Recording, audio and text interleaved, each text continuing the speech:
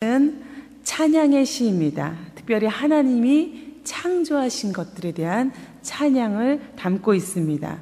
이 표제어에 보면 깃딧이라는 단어가 나오는데 이 깃딧이라는 뜻이 무엇인지 아직까지는 잘 밝혀지지 않았지만 일반적으로는 아마 이게 악기의 종류이거나 멜로디이거나 또 음조의 스타일이 아닐까 그렇게 추측하고 있습니다. 그런데 이 깃딧에 담겨진 이 노래는 창세기 1장의 내용과 동일합니다. 창세기 1장에 하나님께서 온 세상을 다 만드시고 그 중에 사람을 특별히 만드셔서 모든 창조된 그 세계를 이 사람의 손에 붙이신 것을 우리가 너무도 잘 알고 있습니다. 그 내용이 바로 이 시편 8편에도 담겨져 있습니다.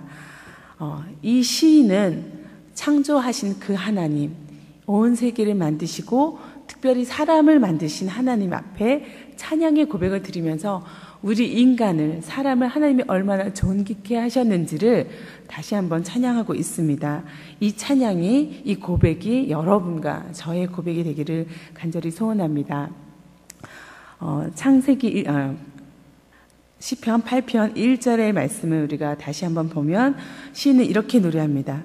여호와 우리 주여, 주의 이름이 온 땅에 어찌 그리 아름다운지요, 주의 영광이 하늘을 덮었나이다.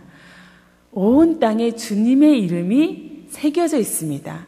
온 땅에 그 만물 가운데 주님의 이름이 보입니다 라고 고백합니다. 하늘을 보니 주의 영광이 그곳에 나타나 있습니다. 그 영광을 하늘이 담고 있습니다. 그렇게 고백합니다. 그렇죠. 우리가 정말 하나님이 만드신 세상을 하나하나 정말 눈여겨서 그렇게 그 창조물들을 바라보면은 어떻게 이렇게 생겼을까? 어떻게 이렇게 웅장할까? 어떻게 이렇게 놀랍도록 그 안에 비밀들을 담고 있을까? 탄성이 나올 때가 참 많이 있습니다. 여러분들 이번 여름에 휴가를 다녀오신 분들이 참 많은데 성도님들이 공통적으로 고백하는 것이 무엇이냐면 참 창조 세계가 아름답다라고 고백을 하는 것을 들었습니다. 그런 고백을 할 때마다 나도 가서 보고 싶다. 얼마나 아름다운지 이런 마음이 우리가 저절로 드는데 정말 하나님이 만드신 세상은 우리가 스쳐 지나가서 모를 때가 많지 자세히 들여다보면은 놀랍도록 많은 그 비밀들을 담고 있는 것을 보게 됩니다. 특별히 그 창조물 속에 하나님의 이름이, 하나님의 놀라우심이, 영광이 담겨져 있는 것입니다. 시인은 그것을 이렇게 멋진 표현으로 고백했습니다. 3절에 보면은 주의 손가락으로 만드신 주의 하늘과 주께서 베풀어 두신 달과 별들을 내가 봅니다. 내가 눈을 들어보니 정말 하나님께서 만드신 그 손가락으로 정교하게 빚으시고 만드신 그 세계가 너무도 아름답습니다. 이렇게 창조 세계에 대해서 시인은 하나님의 이름을 높이고 찬양하고 있습니다. 뿐만 아니라 시인은 하나님이 만드신 사람에 대해서도 찬양을 하고 있습니다. 2절의 말씀을 보면 주의 대적으로 말미암아 어린 아이들과 젖먹이들의 입으로 권능을 세우시며 이는 원수들과 보복자들을 잠잠하게 하려 하심이니이다. 이 구절에서 다윗은 사람을 통해서 찬양받으시는 하나님을 고백하고 있는데 특별히 대적과 어린아이, 젖먹이를 대조시키고 있습니다. 대적은 어떤 사람입니까? 인간의 힘을 자랑하면서 교만하게 하나님의 존재를 부인하는 그런 사람들을 대적이라고 또 악인들이라고 하나님은 말씀하십니다. 반면에 어린아이와 젖먹이는 연약하지만 하나님의 이름을 부르는 사람들, 하나님이 온 세계를 창조하시고 나를 지으신 분이라는 것을 겸손히 고백하는 그런 사람들인 것입니다. 하나님은 이 후자들을 통해서 그 권능을 세우십니다. 그리고 전능하신 그 권능을 우리에게 보여주고 계십니다. 창조주의 이름을 부인하고 교만으로 잘난 체 하는 사람들을 그들을 통해서 부끄럽게 하시고 잠잠하게 하시고 할 말이 없게 만드십니다. 하나님이 이렇게 사람, 그 중에서도 연약하고 그러나 하나님 앞에 겸손한 그런 어린아이와 같은 사람들을 통해서 찬양을 받으시는 것입니다. 뿐만 아니라 이 찬양을 받으시는 하나님은 왜 그 찬양을 받으실 수밖에 없냐면 모든 창조물을 만드실 뿐만 아니라 그 모든 것들을 존귀하게 하시기 때문입니다. 특별히 사람을 존귀하게 하시기 때문입니다. 사람은 자기가 자신을 어떻게 생각하느냐에 따라서 그 인생이 달라지는 것을 우리가 너무도 많이 보게 됩니다. 사람을 존귀하게 생각하는 사람들은 위대한 일을 해냅니다. 하지만 자신을, 또 인간을 비천하게 생각하는 사람은 그렇게 자신이 비천한 삶을 살 뿐만 아니라 자기가 비천하게 말했던 그 사람들조차 비천하게 만드는 그런 모습을 우리가 보게 됩니다. 사람을 존귀하게 하는 것은 두 가지가 있습니다. 자부심을 갖고 사는 것, 또한 자만심을 갖고 사는 것. 그러나 이 자부심과 자만심은 너무도 다른 것을 우리가 압니다. 자부심은 하나님의 눈으로 자기 안에 있는 거룩한 그런 신성한 자존심을 찾는 것입니다. 그것이 자부심입니다. 그러나 자만심은 자기의 눈으로 자기를 우월하게 생각하는 그런 눈으로 자기를 보는 것, 그런 마음이 자만심인 것입니다.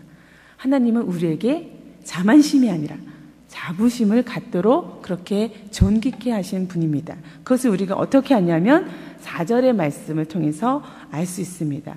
4절의 말씀을 함께 같이 읽겠습니다. 시작. 사람이 무엇이기에 주께서 그를 생각하시며 인자가 무엇이기에 주께서 그를 돌보시나이까. 5절의 말씀도 함께 읽겠습니다. 그를 하나님보다 조금 못하게 하시고 영화와 존귀로 관을 씌우셨나이다. 사람이 무엇이기에 사람에게 영화와 존귀로 관을 씌우셨다. 거기다가 사람을 하나님보다 조금 못하게 하셨다. 하나님보다 조금 못하게 지으셨다. 이전에 우리가 보았던 개역 성경에는 하나님이라고 되어 있지 않고 이 하나님이 천사라고 되어 있었습니다. 천사보다 조금 못하게 만드셨다. 그러나 이 원문을 보면은 하나님이라고 천사라고 번역된 그 단어가 원래 엘로힘입니다. 엘로힘은 말 그대로 하나님, 신적인 존재를 의미하는 것입니다. 하나님보다 조금 못하게, 그것은 하나님의 품성과 하나님이 가지신 그 속성을 닮아서 하나님의 형상대로 지음받은 인간을 말하는 것입니다. 하나님을 닮은, 그래서 존귀한 하나님처럼 우리가 그렇게 하나님의 속성을 가진 인간이 그 하나님의 손으로 빚어졌다는 것입니다. 그래서 사람은 그렇게 존귀하게 여김받는 존재인 것입니다. 그런데 우리는 이 사람을 전혀 다른 시선으로 볼 때가 있습니다. 이렇게 하나님이 우리에게 주신 그 절대적인 시선, 하나님이 창조하신 그 눈으로 우리를 보아야 하지만 우리는 수시로 우리의 눈을 바꿉니다. 우리의 눈은 상대적인 눈으로 바뀌어서 다른 사람들이 나를 어떻게 보느냐에 따라서 나를 평가합니다.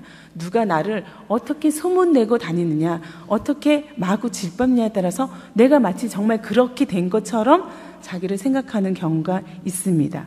때로는 자신을 다른 사람들과 계속 비교하면서 삽니다. 그래서 저 사람이 가진 것만큼 내가 갖지 못해서 아프고, 또 내가 저 사람보다 외모가 되지 못해서 열등감을 느끼고, 또 저 사람이 갖고 있는 이력들, 학력들, 이런 것들과 비교돼서 내가 상대적으로 쪼그라들고 별 볼 일 없는 것처럼 그렇게 자기를 평가하고 볼 때가 참 많이 있습니다. 나는 그렇지 않다고 생각하지만 수시로 우리는 그런 눈으로 계속해서 나 자신을 보고 때로는 이웃도 그렇게 봅니다. 그래서 함부로 이웃을 향해서 말하고, 함부로 그 입에 거친 말을 담고, 그 사람에 대해서 함부로 비평하고 판단하고, 그리고 칼로 그 사람을 자를 때가 너무도 많이 있다는 것입니다. 하나님은 우리가 하나님의 눈으로 우리 자신을 보기를 원하십니다. 하나님의 눈으로 나를 보고 이웃을 보기를 원하십니다. 그리고 그것을 기억하기를 원하십니다. 죄로 아무리 우리가 물들고 망가졌더라도 내 안에 처음 사랑, 하나님이 창조하신 본래의 모습, 그 본질, 그것을 우리는 회복하고 살아야 하는 것입니다. 예수님께서 그것을 회복하시기 위해서 오시지 않았습니까? 나를 존귀히 여겨서 내가 그 죄 가운데 그리고 그 엉망진창인 그 비천한 가운데 더 이상 머물지 않게 하기 위해서 예수님이 거기로부터 건져내기 위해서 구원하기 위해서 오셨고 그 일을 행하셨습니다. 그런데도 우리가 불구하고 예수님이 하신 것을 다 아무것도 아니냐, 하나님이 하신 그 모든 것을 정말 아무것도 아닌 것처럼 만들어버리면서 그렇게 나 자신을 보거나 이웃을 보는 것은 죄인 것입니다. 하나님께서 우리를 기억하시고 잊지 않으십니다. 우리를 우주 만물 가운데서 가장 뛰어나게 만드셨습니다. 그리고 그 만물들을 우리 손에 붙이시고 다스리게 하셨습니다. 그런데 우리가 그것에 다스림 받아서는 안 되는 것입니다. 다른 어떤 것이, 하나님이 아닌 다른 어떤 것이 나를 다스리게 해서는 안 되는 것입니다. 지난 작년에 4월에 서울 서초동 법원에서 법원 청사 소년 법정에서 있었던 그 판결을 하나 여러분과 같이 나누고자 합니다. 16세 소녀가 법정에 섰습니다. 그 소녀는 도심을 막 다니면서 남의 오토바이를 훔친 그런 죄를 지었기 때문에 그것에 대한 판결을 받기 위해서 법정에 섰습니다. 중년의 한 여자 판사가, 부장판사가 그 법정 안으로 들어왔습니다. 이 판사는 무거운 보처분을 예상하고 덜덜덜 떨고 있는 그 두려움 가운데 움츠리고 있는 소녀를 향해서 나지막히 그리고 따뜻한 미소와 다정한 목소리로 이렇게 이야기했다고 합니다. 앉은 자리에서 일어나 날 따라 힘차게 외쳐보렴. 나는 이 세상에서 가장 멋있게 생겼다. 예상치 못한 그런 재판장의 요구 때문에 소녀는 머뭇거렸습니다. 그리고 자그맣게 나는 이 세상에서 하며 입을 떼었습니다. 그러자 이번에는 더 큰 소리로 나를 따라 하라고 명령했습니다. 나는 이 세상에 두려울 것이 없다. 이 세상에 나는 혼자가 아니다. 나는 무엇이든지 할 수 있다. 이 이야기를 큰 소리로 따라하던 소녀는 이 세상에 나 혼자가 아니다 라고 외칠 때 그만 폭풍 울음을 터뜨렸습니다. 소녀는 작년부터 14번의 절도, 폭행 이런 범죄들을 저질렀던 아이입니다. 그래서 지금 법정에 섰습니다. 그런 전력이 너무도 많았기 때문에 당연히 무거운 형벌을 받아야 했습니다. 그런데 이 법정에서 그 아이는 그냥 판사가 하는 이 말을 따라하는 것으로 그 판결을 마치게 됐습니다. 이 결정을 내린 이유가 무엇입니까?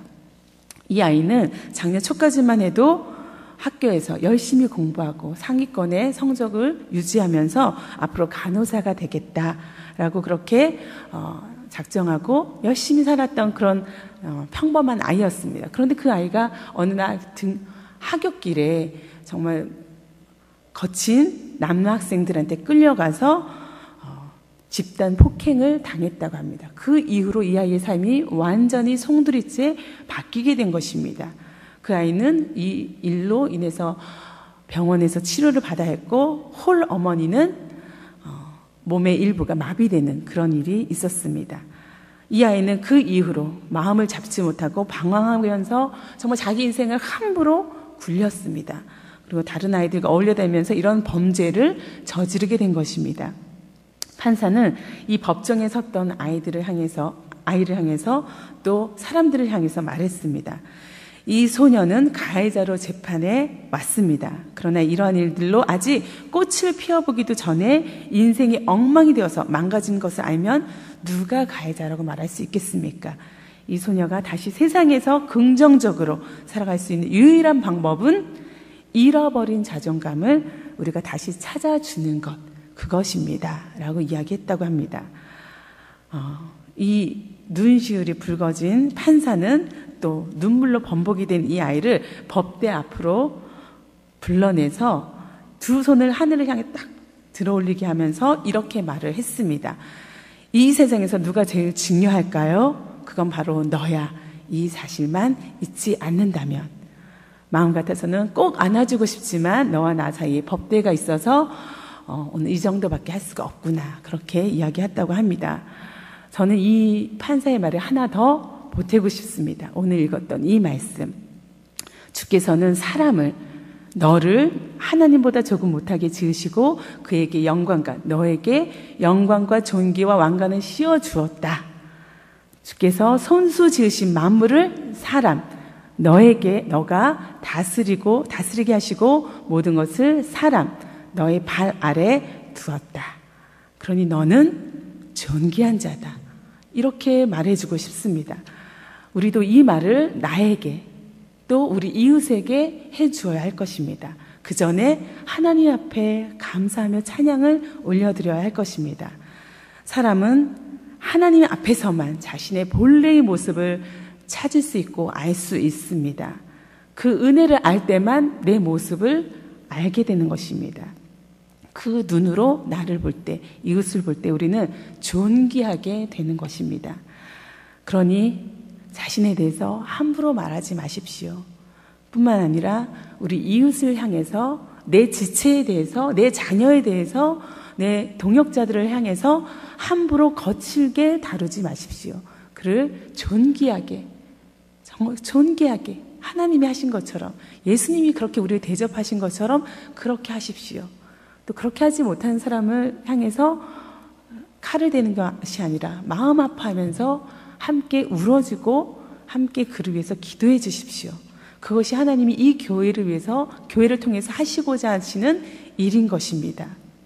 하나님께서 나를 독생자의 목숨과 바꾸면서까지 사랑하셔서, 구원하셔서, 또 구원하실 뿐만 아니라 오늘 지금 내 인생 가운데 함께 하시고 만들어가고 계십니다. 이것이 우리의, 여러분과 저의 고백 되기를 간절히 소원합니다. 함께 기도하겠습니다. 주님, 감사합니다. 우리를 존귀하게 하시고 우리 입술을 통하여 찬양받기를 원하시는 하나님, 우리 입술을 인도하여 주시고 우리 마음을 인도하여 주시고 우리 생각을 지켜주시옵소서. 하나님 만드신 그 아름다운 세상, 그 아름다운 나의 모습을 늘 회복하며 살아갈 수 있도록 성령님 붙들어 주시옵소서. 죄 가운데 빠지지 않게 하여 주시고 죄가 나를 흔들지 아니하도록 주님께서 지켜 보호하여 주시옵소서. 이 교회도 아름답게 하시고 정말 주님의 사람들이 모여있는 이 공동체가 거룩한 공동체로, 아름다운 공동체로 설 수 있도록 늘 지켜 보호하여 주시옵소서. 감사와 찬양을 주님께 올려드리며 예수님의 이름으로 기도합니다. 아멘.